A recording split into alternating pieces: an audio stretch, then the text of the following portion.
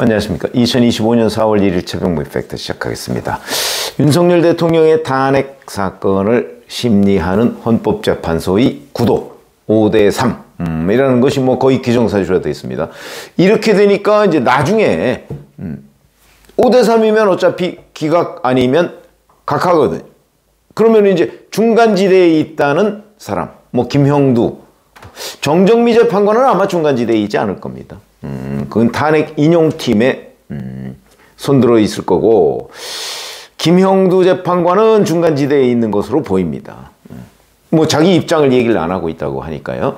그러면 나중에는 김형두 재판관은 정말 어차피 이 구도는 탄핵 인용이 되는 구도는 아닙니다. 그러니까 이제 차라리 그러면 본인의 소신대로, 본인의 소신은 아마 탄핵 기각 쪽에 가까울 거려. 왜 그러냐면 워낙 절차상 문제가 많고 법리에 정통한 사람이 김형두 재판관이기 때문에, 법률 이론으로 보면 내란죄를 철회한 지금 이 상황은 국회에서 재표결이 있어야 된다. 그러니까 각하나 기각 쪽에 아마 생각을 가지고 있을 가능성이 대단히 높다. 이렇게 보면 결과적으로는 4대4가 될 수도 있다. 그러나 현재 구도는 5대3.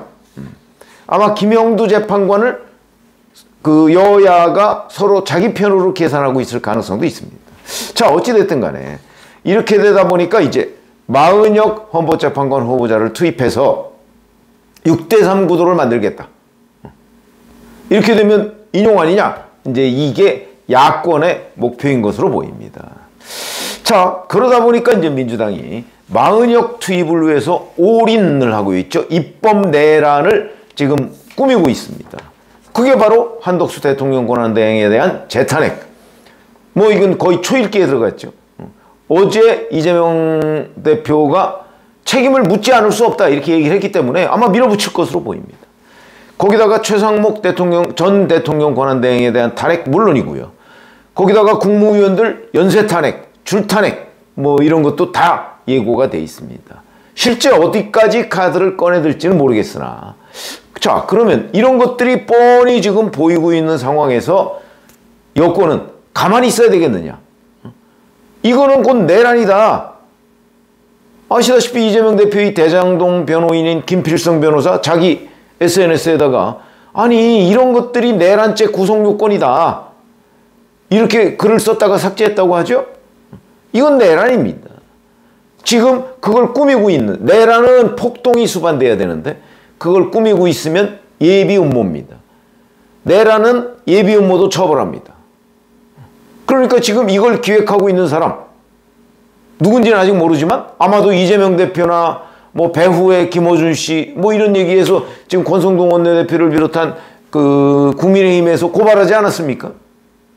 뭐 이 고발이야 뭐 수사가 언제 이루어진다고 하더라도 또 그 결론이 언제 날지 뭐 사실 무관한 정치 공세에 불과한 것이지만 어찌됐든 간에 여론전으로서는 상당한 효과가 있죠. 입법 내란입니다. 예비 음모. 그건 폭동을 수반하지 않는, 아직 실행에 착수되지 않은 내란 예비 음모다. 이렇게 볼 수 있는 건 그건 뭐 다른 사람 얘기가 아니고 이재명 변호인 얘기입니다. 이재명 변호인이 보기에도 이게 내란인데 우리나라의 상당한 중도층이 보기에 내란이 아닐 수가 있겠습니까?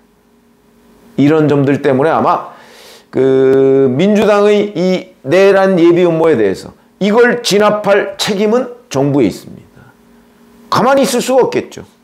그러니까 이제 권성동 국민의힘 원내대표 등 이런 얘기를 하고 있습니다. 한덕수 대행이 대통령 탄핵 심판이 진행 중인 점을 고려해서 권한 행사를 자제해 왔는데, 야당이 지금 탄핵 소추를 위협하는 상황에서는 헌재의 완전한 구성을 위해서라도 재판관 지명권을 행사할 수밖에 없다. 이건 무슨 얘기냐면 오늘 벌써 이제 4월이 됐습니다. 앞으로 17일 뒤 4월 18일에 문영배 헌재소장 직무대행과 이미선 재판관의 임기가 끝납니다. 자, 그럼 근데 이 두 사람은 대통령 몫이거든요. 그러면 대통령이 지명을 해서 지금쯤은 국회 청문회가 진행이 돼야 됩니다. 근데 아무도 지금 준비하고 있지 않습니다. 왜? 한덕수 대행도 준비 안 했었죠, 지금까지는. 왜 그러냐면 권한대행이 이걸 지명할 수가 없는 것 아니냐? 없다는 거 법에 없습니다. 다만 자제하고 있었던 거죠. 이런 논란이 벌어질 것이기 때문에. 근데 야당에서 한덕수 대행을 아웃시키겠다. 그러면 한덕수 대행은 자기가 가지고 있는 권한, 금지된 게 아니니까 그걸 행사할 수밖에 없다는 얘기를 권성동 국민의힘 원내대표가 하고 있는 거죠. 예를 들어서 이런 거 한번 보시죠. 자, 오늘이 4월 1일입니다. 탄핵소추안, 한덕수 탄핵소추안을 이제 쌍탄핵 이렇게 얘기해요. 최상목, 한덕수. 이걸 만약에 국회에 보고한다. 그래서 이제 표결하면 통과가 당연히 되겠죠? 뭐 조건을 따지지도 않고 하겠다고 얘기를 했으니까. 이게 뭐 법률 탄핵 요건에 맞느냐 안 맞느냐 이런 거는 안중에 없습니다. 그러니까 내란이라는 거죠. 그러면 이제 24시간 후에 표결을 하도록 되어 있습니다.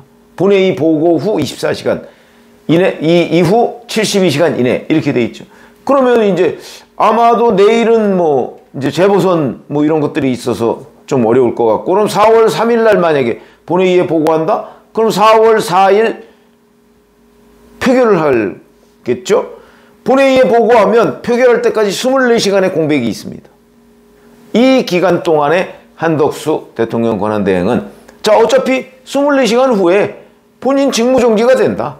그러니까 직무정지 되기 전에 해놓을 일, 국정이 마비되지 않기 위해서 그 중에 하나가 헌법재판관 후보자 지명. 4월 18일이면 얼마 안 남았으니까 그 사람 지명 둘을 해놓는다 이거죠. 그러면 국회 몫은 국회에서 표결을 해야 되는데 대통령 몫은 표결 안 해도 됩니다. 이게 어찌 보면 아주 민주당으로 봐서는 중대한 구멍이죠. 표결 안 해도 됩니다. 그러면 이제 한덕수 대행이 지명해서 국회로 청문회 요청을 합니다. 그럼 국회에서 민주당은 당연히 반대하겠죠? 그러면 이제 국민의힘 중심으로 뭐 청문회를 하든가, 뭐 청문회조차 안 열린다. 그러면 뭐 일정 시간이 지나면 임명할 수 있습니다. 아니, 국회에서 청문회를 안 해주니까. 이런 상황이거든요. 안 되면 뭐 국민의힘 혼자 하면 되는 거죠. 아마 개혁신당 같은 데는 같이 할 거려. 왜냐면 지명해서 국회로 넘어오면 청문회를 하는 게 원칙이니까. 그래서 이 표결, 이 어차피 24시간이라는 이 시간은 줄일 수가 없기 때문에 민주당이 아무리 발버둥 쳐도 이 시간은 줄일 수 없다. 그럼 그 시간 동안에 한대행이 2명의 대통령 몫을 지명하면 된다. 그럼 뭐 국회에서 거쳐서 임명할 수 있는 거죠. 그러니까 민주당이 마은혁을 임명하라, 그 한 명을 임명하라고 올인하는 와중에 한덕수 대행은 문영배, 이미선이라는 두 사람의 헌법재판관 후임을 맞불로서 지금 충분히 제압할 수가 있는 거죠. 나를 탄핵한다고? 그러면 나는 2명 지명할 거야. 지명할 수 있습니다. 김문수 고용노동부 장관도 보니까 페이스북에다가 그렇게 올렸더군요. 헌정질서 붕괴를 막기 위한 최소한의 응급조치. 이게 제가 어저께 말씀드렸던 정당방위입니다. 한대행께서는 신속히 후임 재판관 지명 절차를 진행해 주시기 바란다. 이렇게 돼 있거든요. 그럼 임시국무회의 같은 거 열어서 국무회의도 심의를 거치는 겁니다. 그래서 지명하고 만약에 자기에 대한 탄핵이 있다? 그럼 뭐 직무정지 당할 수밖에 없죠. 뭐 방법이 없으니까.